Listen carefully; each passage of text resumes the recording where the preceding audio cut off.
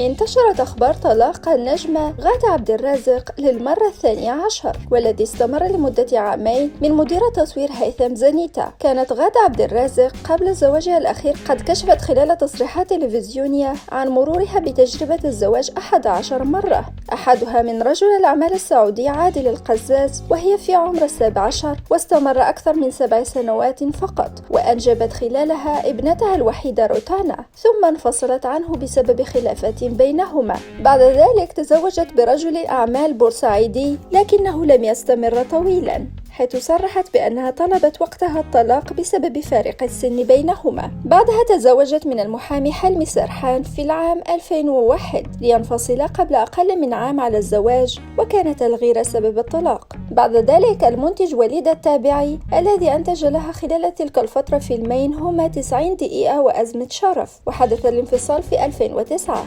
كما تزوجت من الإعلامي محمد فودة، إلا أنها انفصلت عنه بسبب الخيانة. وفي عام 2017 أعلن خبر زواج غادة من المنتج محمد سعيد، لكنها نفت الخبر وأكدت أنها سوف تتزوج من رجل أعمال مصري، لكنها رفضت الكشف عن هويته. وانفصلا لتعلن بعدها زواجها من مخرج كبير رفضت ذكر اسمه أيضا. وانفصلت عن زوجها مدير التصوير هشام زنيتا في هدوء بعد خلافات بينهما، ورفضت الإفصاح عن السبب.